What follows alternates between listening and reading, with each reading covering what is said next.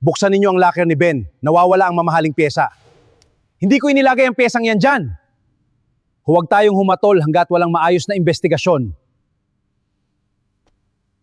Wala kang karapatang makialam sa desisyon ng administrasyon. Linisin mo ang service elevator bilang parusa. Suriin natin ang footage para malaman kung sino ang naglagay ng pyesa. Sira ang camera, walang footage na makukuha. Hanapin mo ang CCTV backup at beripikahin ang lahat ng supplier ng Torre. Naintindihan ko. Ipapadala ko sa iyo ang makukuha namin. Si Rodel mismo ang naglagay ng pyesa sa locker ni Ben. Ilalabas na po ba natin ang video? Hindi muna, kailangan nating malaman kung sino pa ang sangkot. Dumarami ang humihingi ng resibo. May nagsusumbong tungkol sa singilan natin. Bantayan ninyo si Julio. Humanap kayo ng dahilan para mapaalis siya. Nawawala ang bracelet ko. Si Julio ang huli na iwan sa elevator. Buksan ninyo ang locker niya. Wala po akong kinuha. Isulat mong nakita mong may inilagay si Julio sa bulsa. Hindi po ako pipirma. Wala akong nakitang ganon. Kung gayon, ililipat kita sa pinakamahirap na night shift. Ito ang bracelet na ipinaparatang nyo kay Mang Julio. Kakampi ka pala ng matanda. Ibigay mo ang access card mo. Naipadala ko na ang litrato. Pirmahan mo ang resignation. Kung hindi, kakasuhan kita sa pagnanakaw. Hindi ko pipirmahan ang kasinungalingan. Huling araw mo na ito. Tapusin mo munang event bago ka umalis. Buti naman, nakakahiya sa mga bisita ang kupas niyang uniforme. Paandarin mo ang elevator. Kailangan natin ito ngayong event. May problema ang brake system. Hindi ligtas gamitin. Kapag tumanggi ka, ilalagay kong swail at pabaya ka. Hindi ko gagawin. Hindi ligtas. Huwag kayong sumakay. May problema ang preno.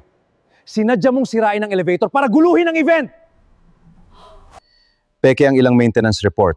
Maraming binayarang pyesa ang hindi na ikabit. Sino ang nag-utos ng inspeksyong ito? Malalaman ninyo sa tamang panahon. Wala ka ng trabaho rito. Lumabas ka sa gusaling ito. Babalik ako kapag narito na ang mga taong tunay na dapat magpatakbo sa gusali.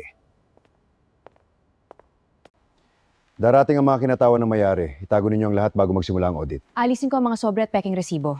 Ako ang bahala sa maintenance records. Ipapakita nating maayos ang lahat. Sina Julio, Clara at Ben ang dahilan ng mga problema. Kapag may nakita silang irregularidad, sa tatlo natin isisisi.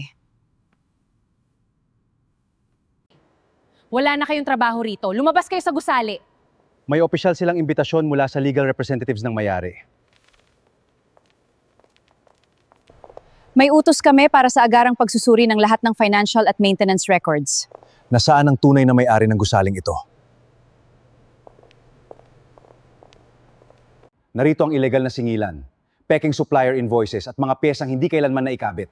Kasama rin ang litrato ng bracelet na ginamit nila laban kay Mang Julio. Sina Bianca at Rodel ang nagsamantala sa tiwala ko. Kasinungalingan, si Adran ang nag-utos ng lahat ng ilegal na singilan. Si Adran din ang nag-utos na patakbuhin ng mga sirang elevator. Nasaan ang chairman? Walang sinumang maaaring magtanggal sa akin ng walang pahintulot ng founder. Dumating na ang hinihintay mo. Julio, umalis ka rito. Pribadong pagpupulong ito. Magpakita ka ng paggalang, Adrian. Siya si Julio Ramirez, founder at chairman emeritus ng Ramirez Holdings, ang tunay na may-ari ng building na ito. Bumalik ako bilang elevator operator upang makita ko mismo ang katotohanan. Adrian, Bianca at Rodel, tinatanggal ko kayo. Ibigay sa mga otoridad ang lahat ng ebidensya. Ibalik ang lahat ng ilegal na siningil. Si Ben ang bagong maintenance supervisor at si Clara ang mamamahala sa kapakanan ng mga tenant at empleyado. Hindi kailanman nasusukat sa trabaho o uniforme ang halaga ng isang tao, kaya huwag tayo manghusga at matuto tayong rumespeto mahirap man o mayaman.